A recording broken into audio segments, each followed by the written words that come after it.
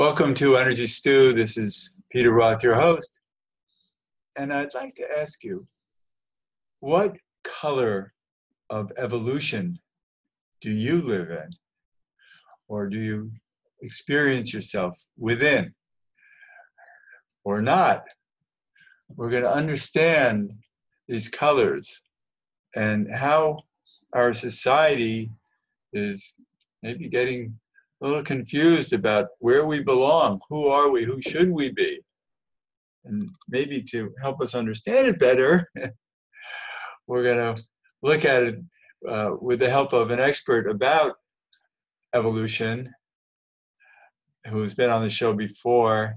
I'm so glad he could come and join us again, Tom Goddard. Tom, welcome to Energy Stew. Thank you, Peter. It's great to be with you again. So we're in confusing times. Would you say that these different colors that I'm relating to have a lot to do with it? I think they do. And I'll just give you a couple of seconds of background about how I came to kind of hear about the colors of evolution and how the colors themselves have evolved in our conversation. A book published in the mid-1990s, Spiral Dynamics by Beck and Cowan, introduced a spiral of colors that represented mimetic structures of evolution, of consciousness. Mimetic, you mean the different themes of those structures. So each periods of evolution have different themes. Exactly. Kind of contagious thought. This is before the internet version of meme, which was a clever thing on a colored screen. What Beck and Cowan were talking about, relying on the work of Gebser, happens both at the individual and at the societal level. We get an idea or a cluster of ideas that dominate our worldview. And so, for example, imagine a culture that is comprised completely of clans. Everybody you know is a relative.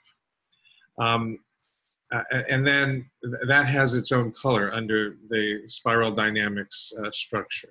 I think it's tan.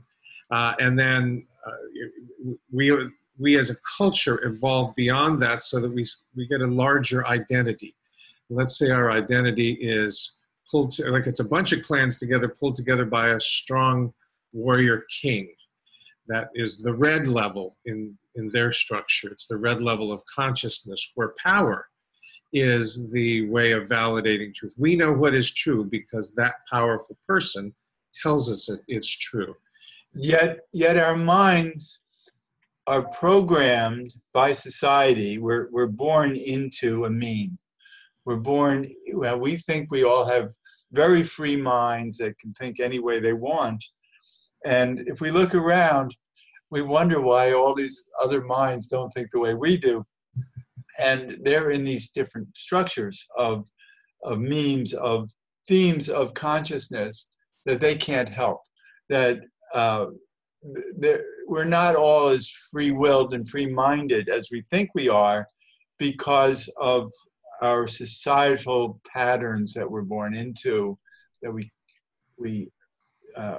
our souls have chosen to choose that way of thinking, that we don't know how to think otherwise. Although there are exceptions in every society of people who think differently than the norm.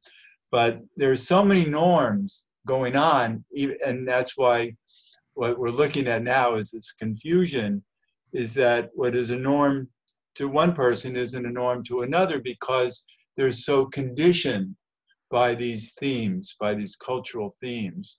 They don't know how to think in for instance, in my theme. They look at me like I'm just from another planet. I get a bit of that myself. Right.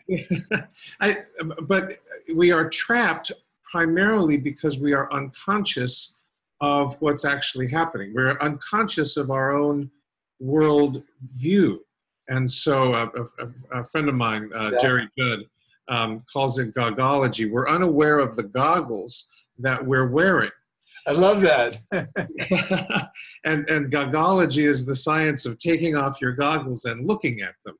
And so that you can become conscious of the filters that you're walking around the world with. So a filter of a person embedded in a strong, let's say, an authoritarian dictatorship is unaware that he or she is wearing authoritarian goggles until they take them off and say, oh, I've been validating truth by listening to what that leader says rather than something else. Well, let's look at that in terms of people who are born into evangelistic communities, Right.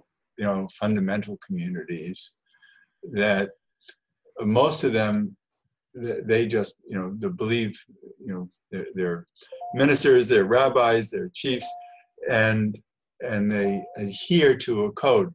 It's a very tribal way of living. You have to protect the tribe, and you don't want to think outside of the tribe because everybody has to conform for the survival of the tribe.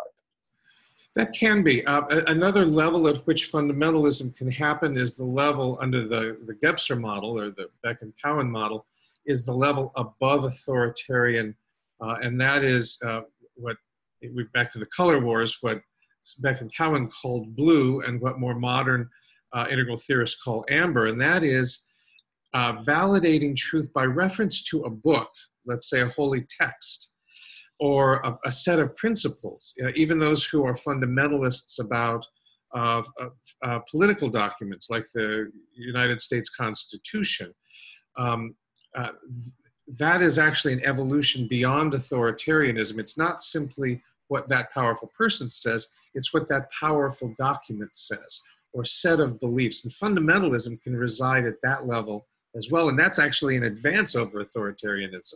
Yeah, well, I see it as it's almost too idealistic, because in a tribal society, the tribe is even more important than the document.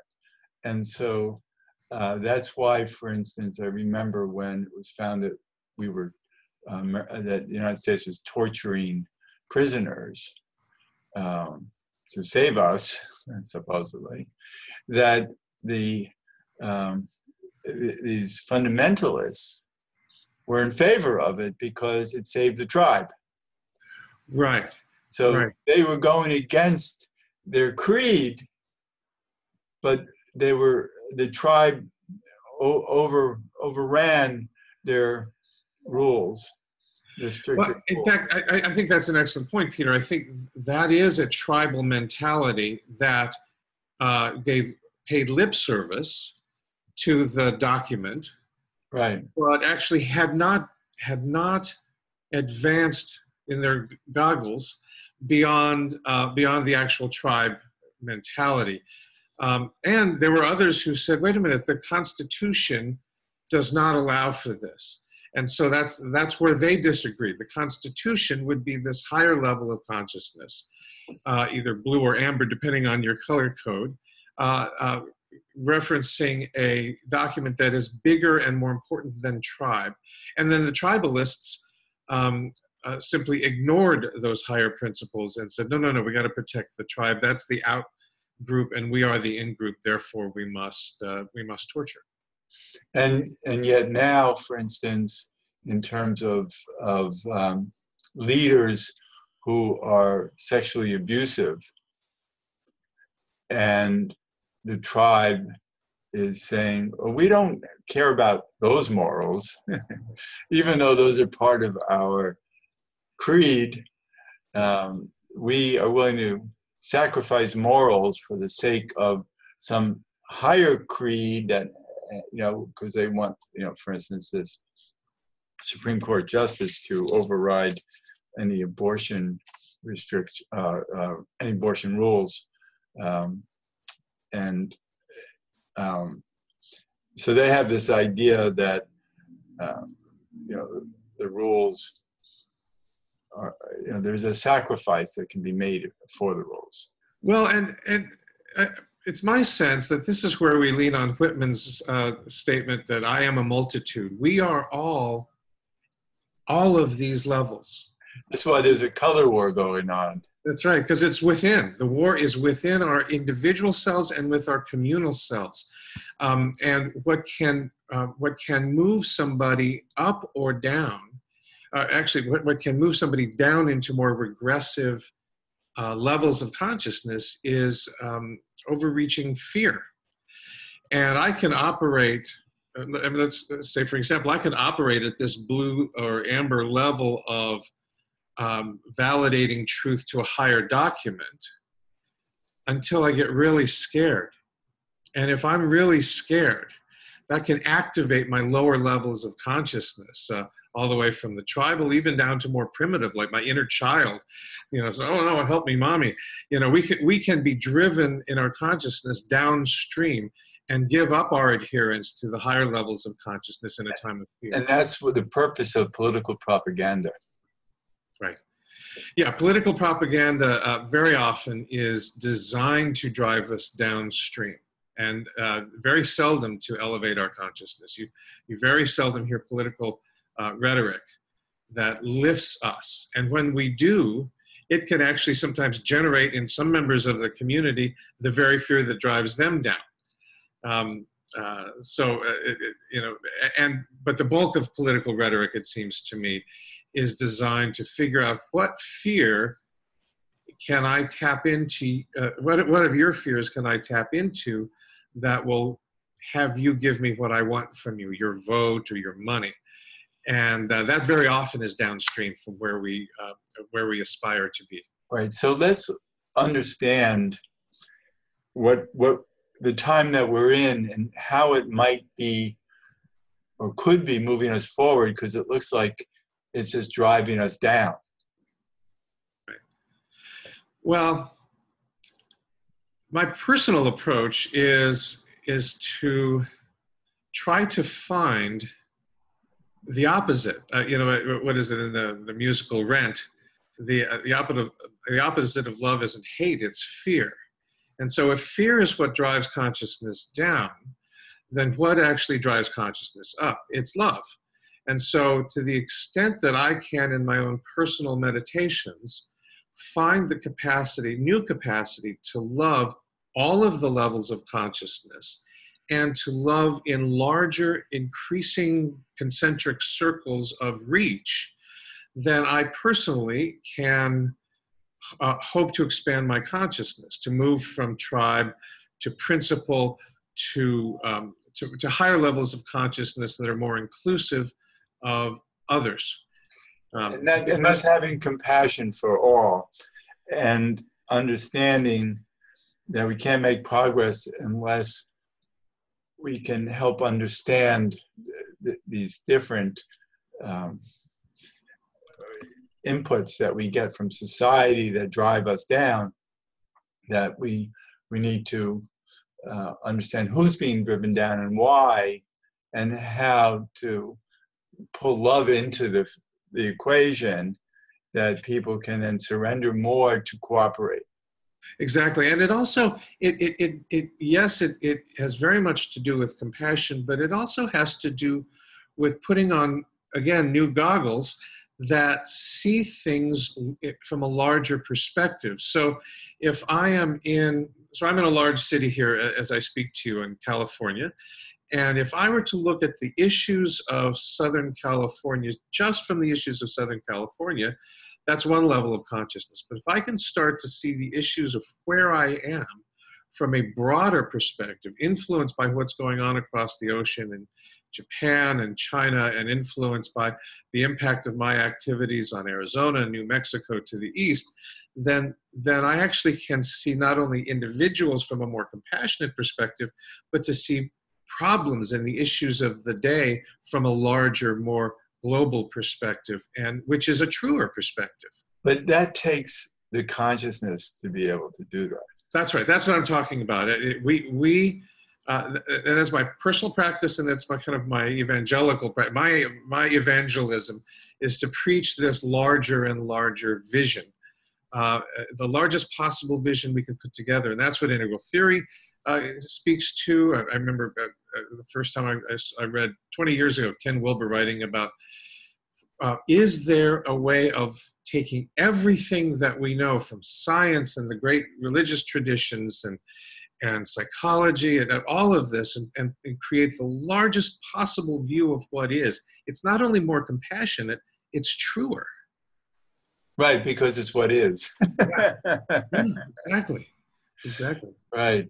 And so we have a society that represents all of these different colors of evolution that makes sense in terms of how we've learned to live in the world and in ways in how we've learned to self-destruct in the world also through technology and through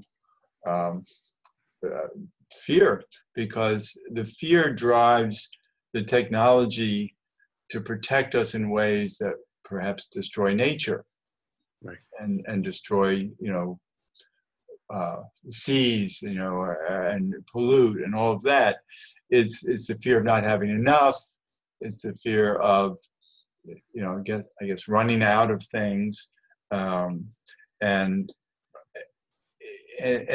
we've become a very materialistic society, and in a sense don't need to be, but there's a meme of acquiring and of waste, right.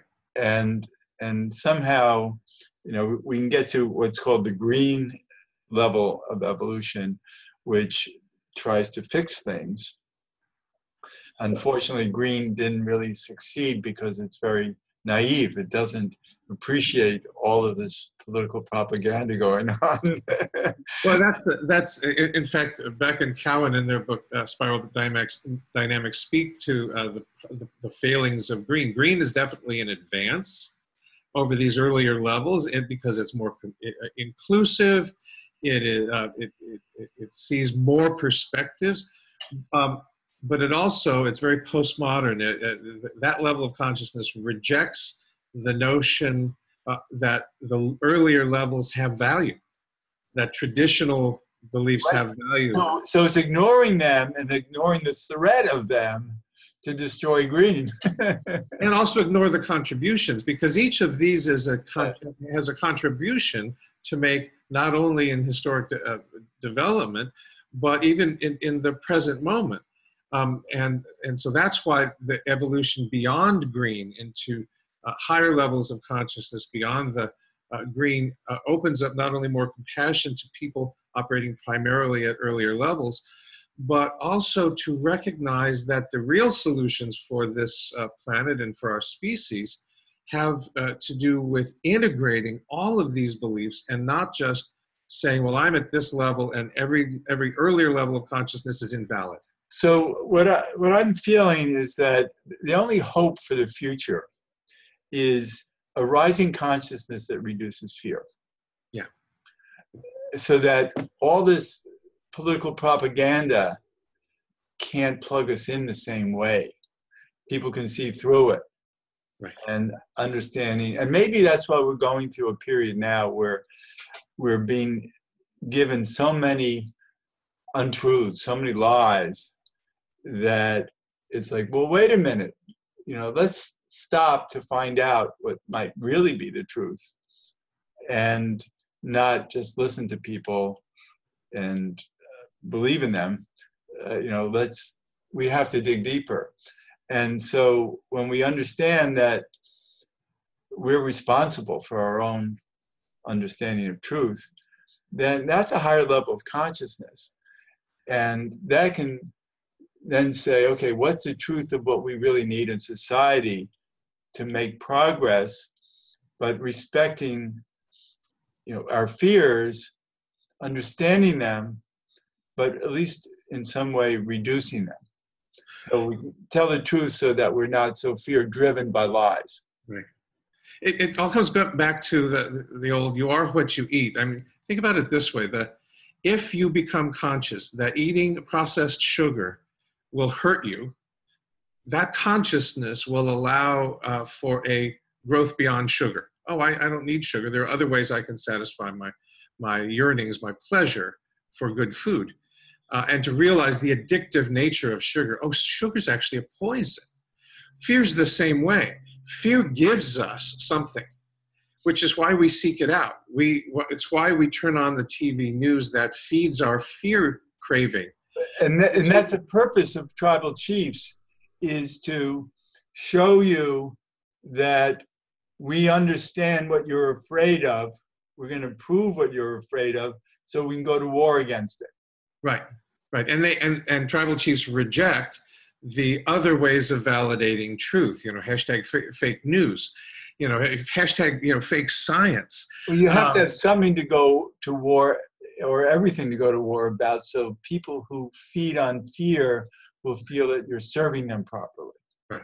Exactly.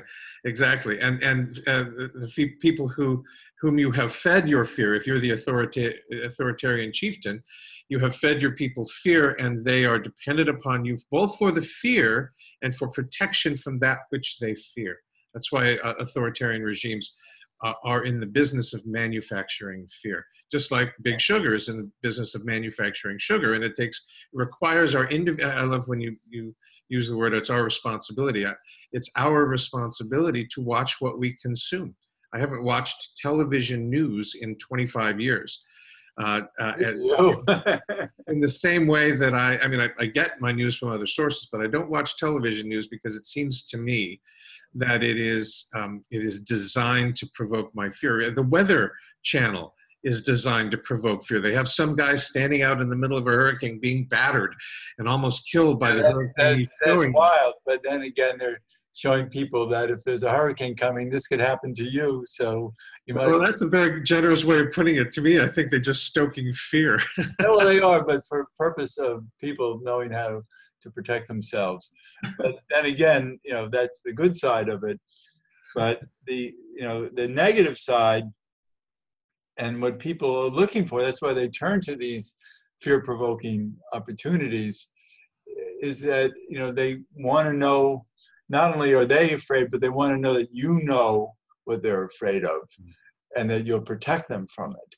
And that's why people who think tribally are always looking for politicians who point out the enemy that has to be killed. And if they can tell you what the evil axis is, then that they're on your side, because they know the evil that you're afraid of, and then you want them. But if they're trying to make it a better world and say, oh, let's find the good in all, you're going to be even more frightened that they're not going to kill the enemy for you. Well, and there's a bit of truth to the suspicion of somebody who comes in too Pollyanna. And I think you used the word naive to talk about green. Come in with too Pollyanna-ish without any appreciation for human consciousness at the lower levels and how that operates. That is naive and dangerous. And so a truly integral approach in our political and economic world is completely inclusive, but not just across all borders, but inclusive all the way down to all levels of consciousness. Right. And so what it is understanding tribal needs, understanding that people need to protect themselves and each other, certainly the ones they identify with who need protection because they can kill everybody else. To rise above that consciousness so that people aren't so that truth is more revealed and lies are more exposed, and fear doesn't get as pushed as it has. I think that's the only hope for our future.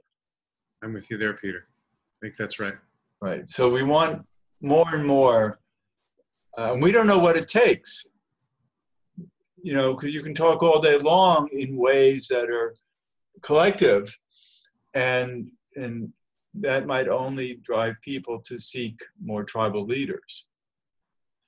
Right. And we saw this with Marxism. Marxism, in the mid-19th century, in the earliest days of it, it created a utopian paradise, at least in the writings. But what happened immediately is, as soon as these ideas took over in tribal communities, well, we had the gulags of Stalin immediately. Right. That, And so that's tribal. That's very protective. Kill the enemy, right. protect yourselves, and expose the enemy even within your own tribe in as many ways as possible. Exactly. So it Some goes of, on some of and the on folks and at on. the right, some of the folks at the vanguard of the ideology that was being espoused by Stalin and his buddies were the ones who were first slaughtered. Yeah, right. So in the end, there's only very few people standing. Right. That's right. And so maybe, you know, because the word socialism is such a bad word and people are, you know, afraid of it. And maybe it's just that the fear is that if it's socialized, it'll create gulags and we'll end up with a society that we don't understand anymore that will kill us. Right. So actually, we're getting at the end of the show. We have so much more we can talk about, and hopefully we can another time. So Tom Goddard, how can people find you? Integralcompany.com, INTEGRAL company.com. It's my website, and they can even contact me by clicking the Conversations tab and scheduling a conversation. We can talk about whatever you want to talk about. That's wonderful. Tom, it's so great to have you back on Energy Stew. Great to be with you again, Peter. Thank you. And this is Peter Roth, your host, and I can be reached at peter@heartriver, HEART river.org. I'd love to hear from you, and thanks so much for listening.